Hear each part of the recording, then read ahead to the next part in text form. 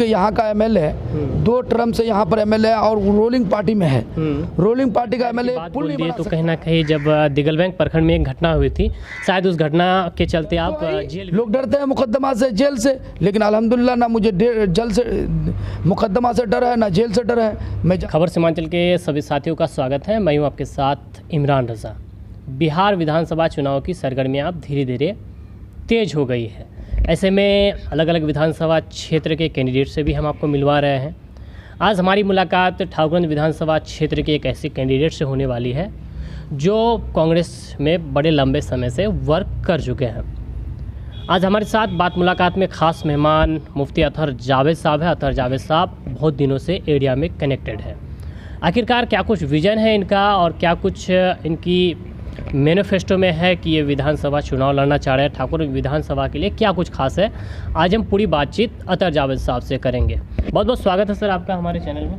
मैं आपका भी स्वागत करता हूं और खबर सीमांचल के जितने भी हमारे दोस्त अहबाब हैं, मैं सबका शुक्रिया अदा करता हूं कि आपने इस लायक समझा कि जो खबर सीमांचल से के ज़रिए से हमारी बात को पहुंचाने की कोशिश करेंगे। खैर, हमने आपका परिचय तो खुद से दिया, लेकिन हम चाहेंगे कि आप भी अपना परिचय खुद से दें। आप क्या हैं, कहां से पढ़ाई किए हैं और इलाके से कब से जुड़े हुए हैं?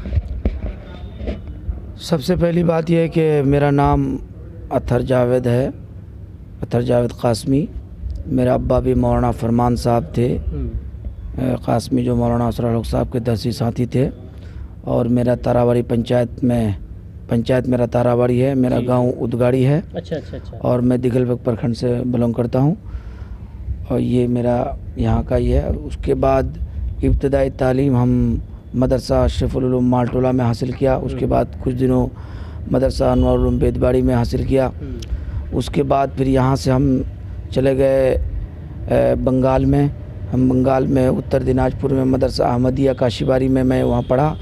उसके बाद यहाँ से मैंने अपने मैट्रिक किया, फौकानिया बराबर मैट्रिक। उसके बाद यहाँ मैंने किया। उसके बाद फिर मैं सहारनपुर गया। सहारनपुर में मदरसा मज़ाहिल-उलूम जो एशिया का बहुत बड़ा इदारा है, वहाँ मैंने पढ़ा। उसके अलावा फिर मैं देवबंद में पढ़ा। अच्छा। देवबंद से मैंने समझिए कि इसका अरबी से मैंने ग्रेजुएशन किया। अच्छा। उसके बाद फिर मैंने इफ्ता किया, जो इफ्ता बराबर पीएचडी का होता है। मैंने पीएचडी का भी अरबी फ़ारसी से पीएचडी किया। उसके बाद 1994 में मेरी फ़रागत हुई। मैं वहाँ से मौलवियत फ़ारिग हुआ और पीएचडी का डिग्री यानी इफ्ता किया। उसके बाद 94 के बाद 95 से मैंने अपना सियासी कैरियर को शुरू किया। अच्छा। तो मैंने मेरा सियासी कैरियर की आप अगर शुरुआत की बात कर रहे हो तो कहाँ से शुरुआत की थी आपने? देखिए, सबसे पहली बात जब मैं पढ़ रहा था, जब पढ़ने के ज़माने से भी मेरा सियासी मिजाज रहा। अच्छा। बस मैं छोटा था जब मौलाना असरर साहब चुनाव लड़ते थे। मुझे याद है कि जब मौलाना सबसे पहले चुनाव लड़े थे कांग्रेस से, तो मेरा अब्बा मुझे लेके गए थे लोहागढ़ा। जब मौलाना का भाषण हो रहा था, मैं बैठा हुआ था। उसके बाद जब फिर मौलाना दूसरी बार चुनाव लड़े शेर साहब से, तो मैं उस वक्त देवबंद में तालीम हासिल कर रहा था। उस वक्त मैं यहाँ था नहीं। उसके बाद फिर मौलाना के उसके बाद जो चुनाव हुआ, मौलाना साइकिल छाप से लड़े, घड़ी छाप से लड़े। मैं उस चुनाव में भी मौलाना के साथ था। फिर बीच में मौलाना घड़ी छाप के बाद मौलाना सियासत से अलग हो गए। तो मैं असल में मेरा पढ़ने के ज़माने से सियासी मिजाज रहा। फिर मैंने ये कोशिश किया, मैं जब फारिग हो गया तो मेरा दिमाग में था कि मुझे ऐसी जगह में अपना क़याम करना है जहाँ से मैं हिंदुस्तान में कहीं भी सियासत कर सकूँ। मैंने दिल्ली को मुंतखब किया और दिल्ली चांदनी चौक में मैं अपना रिहाइश और वहाँ मेरे जॉब भी है। वहाँ पर मैंने ये किया था। अच्छा, दिल्ली में आप कब से रह रहे हैं? दिल्ली में तो 95 से रह रहा हूँ मैं। 95 से जी, लगातार वहीं पे रह रहे हैं? लगातार वहाँ भी रहा नहीं, मैं फिर 95 से मैं वहाँ मेरा शुरुआत 95 से है। उसके बाद मैं फिर उसके वहीं से मैं खिदमत की शुरुआत किया। मैं वहाँ से खिदमत शुरू किया दिल्ली से। वो अपने लोग जो हमारे प्रवासी बिहारी लोग वहाँ रहते हैं, चाहे वो फैक्ट्री में रहे या स्कूल में रहे, जहाँ भी रिक्शा चालक, जिसको भी जब ज़रूरत पड़ी, सबसे ज़्यादा आप दिल्ली में मालूम कर सकते हैं।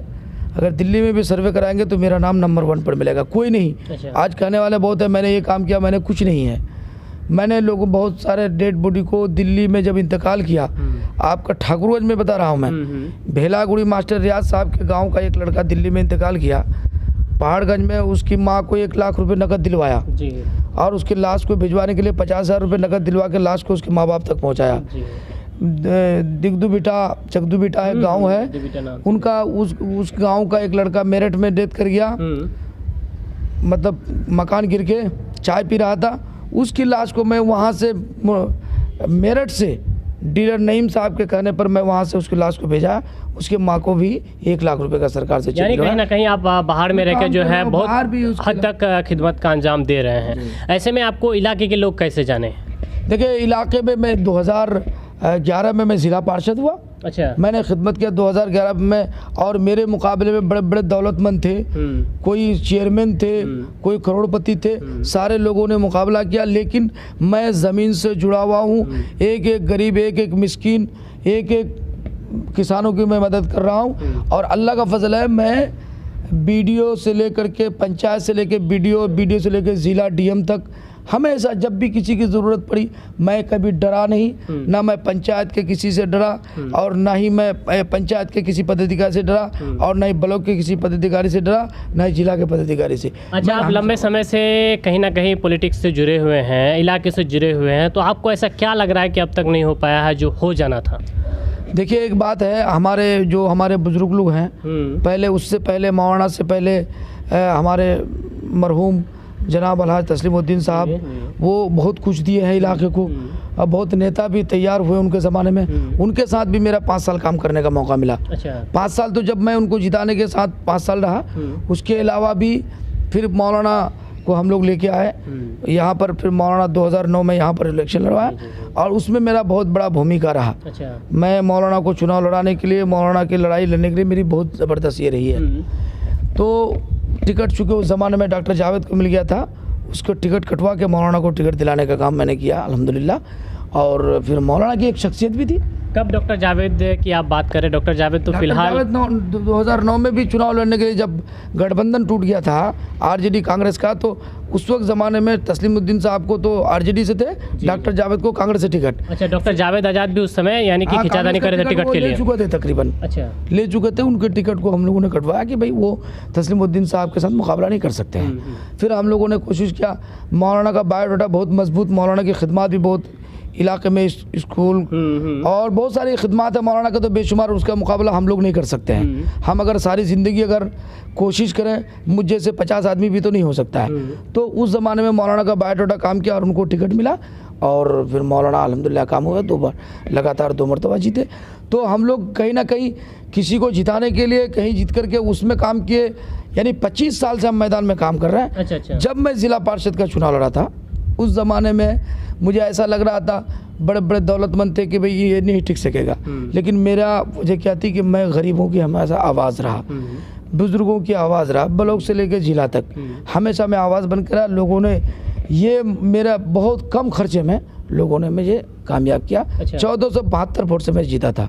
मेरे सामने में ज़िला परिषद चेयरमैन फैयाज साहब भी थे, बड़े बड़े लोग थे, आप शायद मालूम कर लेंगे, वो सब लोग थे।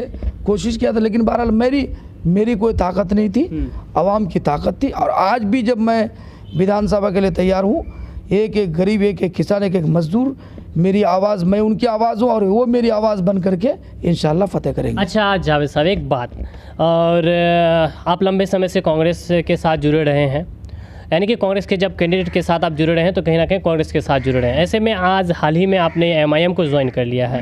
ठाकुरगंज विधानसभा में एमआईएम का बहुत ऐसा दावेदार भी है, पहले से है, लेकिन आपने भी ज्वाइन कर लिया है। कहीं ऐसा तो नहीं कि पार्टी का ग्राफ को ऊंचा देखते हुए आपने इस पार्टी को ज्वाइन किया है, या आप फिर तो कांग्रेस में भी दिमाग लगा सकते थे, कांग्रेस को भी ज्वाइन कर सकते थे? देखिए, मैं एक आलिम दिन हूँ, और दूसरी बात यह है कि जब मैं किसी पार्टी को बाज़ाब्ता ज्वाइन नहीं किया था तो उस ज़माने में जो आदमी उम्मीदवार अच्छा होता था उनको हम लोग सपोर्ट करते थे। अच्छा।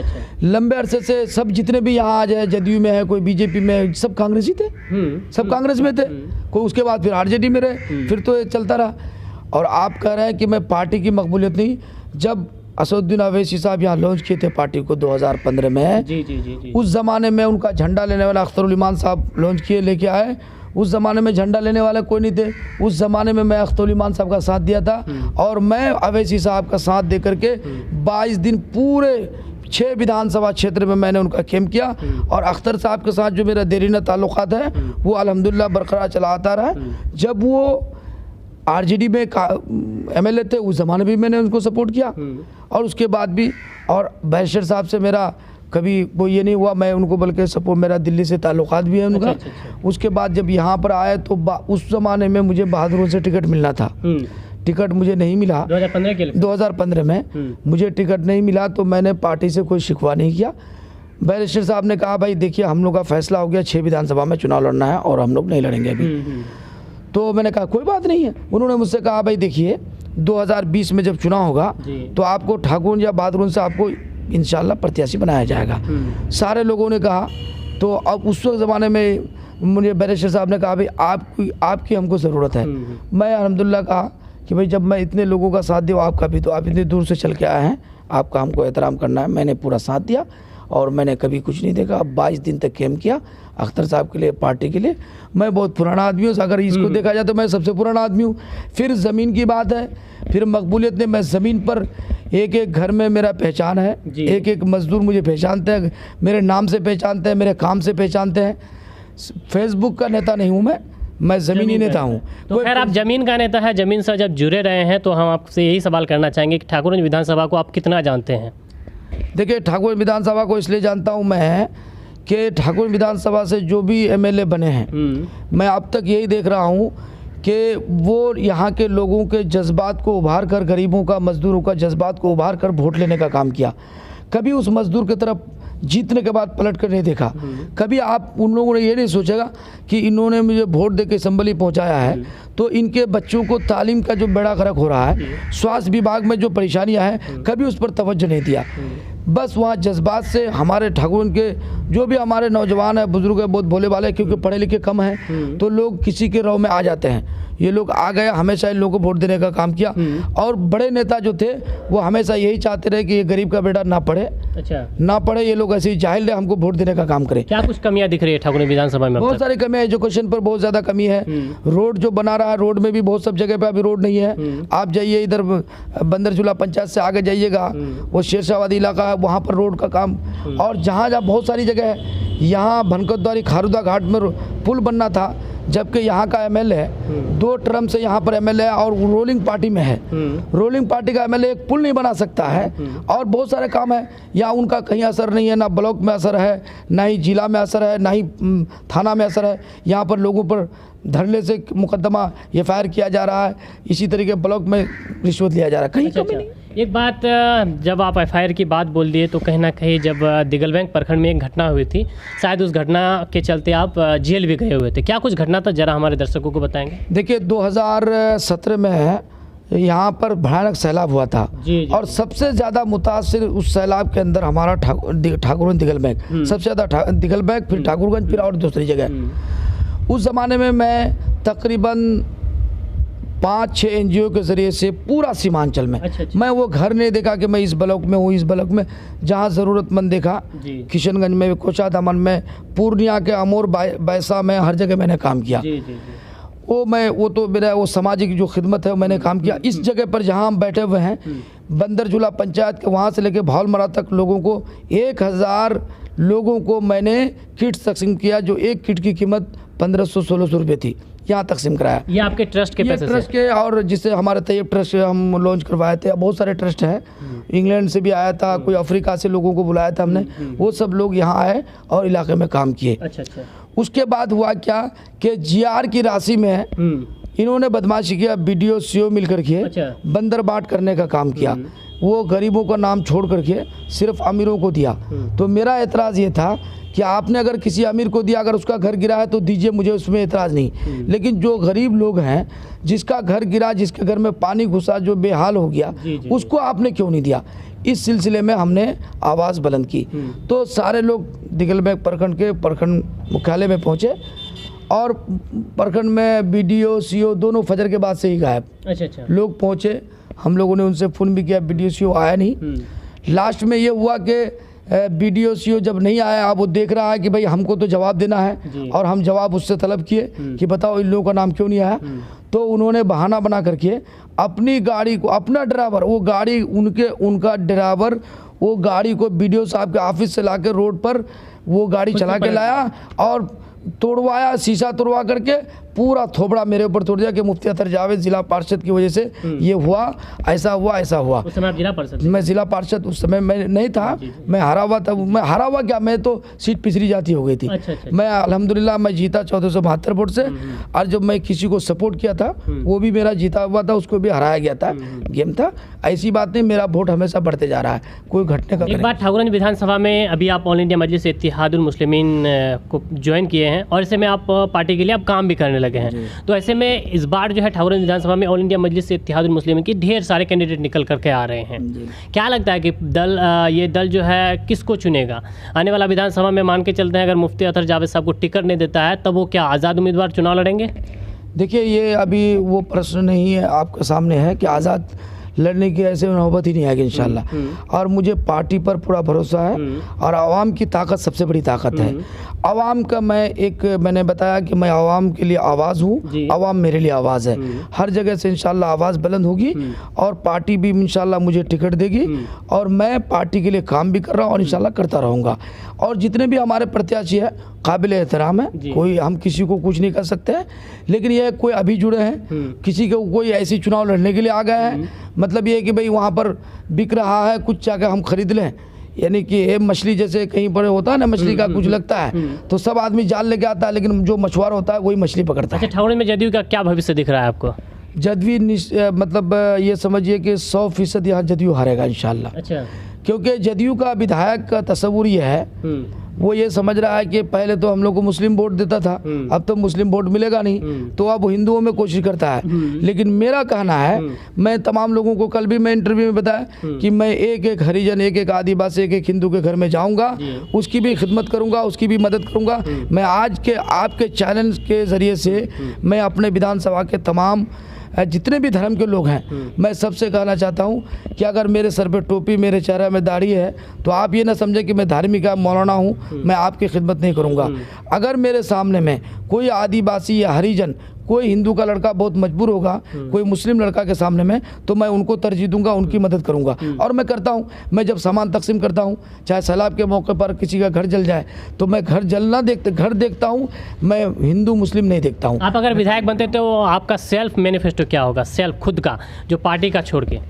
देखिए सेल्फ में, देखिए कुछ चीज़ें सेल्फ भी होता है आदमी का और कुछ पार्टी का भी होता है। क्योंकि आप इलाके से कनेक्टेड रहे हैं, आपको कौन ऐसा समस्या लग रहा है कि जिससे रोज या फिर कौन ऐसा समस्या लग रहा है कि जिसको आज तक कोई विधायक नहीं कर पाया, आज तक कोई प्रतिनिधि कर नहीं पाया, या फिर कौन ऐसी चीज़ लग रही है कि जिससे रोजगार के अवसर पैदा होंगे? देखिए एक बात है, हमारा इलाका जूट का इलाका है और हमारा इलाका अनन्नास का भी है। तो इस सिलसिले में जैसे हमारे यहाँ से अनन्नास लोग भेजते हैं, एक ठाकुरगंज इलाका हमारा सबसे ज़्यादा अनन्नास जाता है पोठिया ठाकुरगंज में। तो हम ये कोशिश करेंगे कि अनन्नास के लिए कोई इस तरह से जूस का या कुछ ऐसे ही हो, जैसे अनन्नास का जूस तो हम लोग लेते हैं, अब अमरूद का भी जूस हम लोग पीते हैं, बहुत सारी चीज़ें हैं। तो अल्लाह ने अगर बचाया, मेरे ताल्लुकात भी अल्हम्दुलिल्लाह हिंदुस्तान के बाहर भी लोगों से है, तो अगर ज़रूरत पड़ेगी तो हम लोग उसको करेंगे। और यहाँ मैं कोशिश करूँगा, लोग बहुत बोलते हैं, कोई कहता है मैं बड़ा यूनिवर्सिटी और कॉलेज, ये कुछ नहीं। मेरा कहना है कि जहाँ पर प्राइमरी एजुकेशन तबाह है, पहले अगर हम उसको मजबूत कर लेंगे तो हमारा कॉलेज भी बनेगा, यूनिवर्सिटी भी बनेगी। जब हमारा 7 क्लास का बच्चा किताबों का नाम नहीं बता पाता तो इसका मतलब हम कमज़ोर हैं। तो हम प्राइमरी एजुकेशन पर बहुत ज़्यादा तवज्जो करेंगे, हर स्कूल जाएंगे और जाके मास्टर साहब को समझाएंगे और गार्जियनों को समझाएंगे, उसको मजबूत करेंगे। जब एजुकेशन हमारा मजबूत होगा तो फिर नौकरी चल करके देने के लिए लोग आएंगे यहाँ पर, नौकरी के लिए जाने की ज़रूरत नहीं पड़ेगी। आज केरल देखिए, केरल के लोग काले हैं, केरल के लोग पढ़े लिखे नहीं थे, जब उन लोगों ने एजुकेशन पर काम किया तो आज पूरी दुनिया उनके कदमों में है। आज पूरी दुनिया में कई मुल्कों का सफ़र किया, हर मुल्कों के सफ़र जो मैं किया हूँ, वहाँ का मैं स्वास्थ्य विभाग, मैंने हॉस्पिटल गया तो केरल का डॉक्टर, केरल का नर्स मिल रहा है। अच्छा। आखिर क्या है? इसलिए कि वो लोग तालीम और डॉक्टर, इंजीनियर, प्रोफेसर अल्हम्दुलिल्लाह इस वक्त पूरी दुनिया में फैला हुआ है। तो मैं चाहता हूं कि हमारा ये इलाका भी एजुकेशन पर इतना मजबूत हो जाए कि दुनिया उनके कदमों में आ जाए। खैर चलते चलते लास्ट सवाल लेंगे, और लास्ट सवाल में हम बात करेंगे कि ठाकुरगंज विधानसभा का आखिरी छोर का एक ऐसा कोई गांव का नाम बताएं जिन्हें आज तक भी हमारे दर्शक नहीं जान पाए हैं, या फिर जिन्हें आज तक भी जो है वह जो मौजूदा विधायक है वहाँ तक नहीं पहुँच पाए हैं। देखिए, मैं सखुआ डाली जो पंचायत है जी, सखुआ डाली पंचायत ठाकुरगंज का आखिरी है। मैं वहाँ गया और वहाँ एक पुल मैंने देखा, वो जाना था उस पार। अच्छा अच्छा। वहाँ पुल भी कब्रिस्तान है इधर, कोई आदमी इंतकाल करके थे, उसके जनाजे में गया था उस गांव से। मैं उस दिन सरसरी मुलाकात करके लोगों से आया। उन्होंने कहा कि भाई आप आइए, आपका नाम हम लोग सुन रहे हैं और आपका काम भी हम लोग देख रहे हैं, तो आप आइए, इंशाल्लाह आपको पूरा सपोर्ट मिलेगा और इंशाल्लाह उम्मीद है कि आपको MIM वाले टिकट भी देंगे और आपको हम लोग जिताएंगे, क्योंकि आपके बारे में जान चुका। मैं 2 बार जेल जा चुका हूँ भाई। 2011 में मैं पब्लिक के खातिर पुलिस का डंडा लग रहा था। अच्छा अच्छा। तो पुलिस के डंडे मार रहे थे हमारे लोगों को। इलेक्शन के दिन 4 बजे बूथ कब्जा किया था, मैंने उनके खिलाफ ये किया, पुलिस का डंडा पकड़ा था पुलिस का, उसको मैंने खिलाफ किया। वहाँ पर भी मेरे ऊपर मुकदमा किया, मैं उसमें भी इसमें रहा। उसके बाद 2017 में 2017 में GR के रास्ते में मेरे मुकदमा किया। लोग इतना डर गए थे, ब्लॉक नहीं जा रहे थे, डर से नहीं जा रहे थे कि कितने पर केस हो जाएगा। फिर मेरे पर FIR है। क्या लगता है कि अभी भी वो प्रशासनिक जड़ जो है लोगों में बसा हुआ है? डर तो है ही, लोग डरते हैं मुकदमा से, जेल से, लेकिन अल्हम्दुलिल्लाह ना मुझे जेल से मुकदमा से डर है ना जेल से डर है। मैं जा चुका हूँ और मुकाबला करने के लिए पब्लिक के खातिर जो कुछ करना पड़ेगा मैं करूँगा। मैं कभी फासिस्ट ताकत क्यों कानूनी रूप से आप कुछ नहीं करते हैं क्या? कानूनी रूप से किया था, मैंने उनको कहा था कि भाई आप इन लोगों को आप क्यों नहीं दिए हैं, हमने लिख करके दिया, लेकिन उस पर कोई कार्रवाई नहीं किया। तो पब्लिक तो जब तक कानून कब है, कानून तो किताबों में है। आज कानून भारत जनता पार्टी देख लीजिए, हमारे BJP की सरकार देख लीजिए, NDA की सरकार जो है कानून मानते हैं क्या? हमारे लिए लॉकडाउन है, गरीबों के लिए लॉकडाउन है, किसानों के लिए लॉकडाउन है, मजदूरों के लिए लॉकडाउन है। ये लोग बड़े बड़े लोग घूम रहे हैं, इनका प्रोग्राम कर रहा है, इनके लिए लॉकडाउन नहीं है। कानून तो सिर्फ गरीबों के लिए बना रहा है। तो इसलिए जब गरीब पर अत्याचार होगा, गरीब पर जुल्म होगा, मैं उस आवाज़ को उठाऊंगा, चाहे लॉकडाउन हो, चाहे पुलिस का डंडा खाना पड़े या BDO का मुकदमा लड़ना पड़े या जेल के सलाखों में जाना पड़े, हम करने के लिए तैयार हैं। खैर बहुत बहुत शुक्रिया मुफ्ती अतहर जावेद साहब, आपने हमें कीमती समय दिया। इसके बाद फिर आपसे मुलाकात होगी चुनावी मूड में। मैं आपका भी बहुत बहुत शुक्रगुजार हूँ, खबर सीमांचल के पूरे परिवार का, और आपका ख़ास तौर पर मुझे बड़ी खुशी हुई। आप बहुत अच्छा ये है कि आपने इंटरव्यू लिया, आप बहुत अच्छे अंदाज में लिए। मुझे ऐसा लग रहा है कि आप पूरे विधानसभा का सर्वे कर चुके हैं, उससे मुझे भी ऐसा होना भी चाहिए, और मैं पूरा आपका बहुत बहुत शुक्रगुजार हूँ। अल्लाह हाफिज़।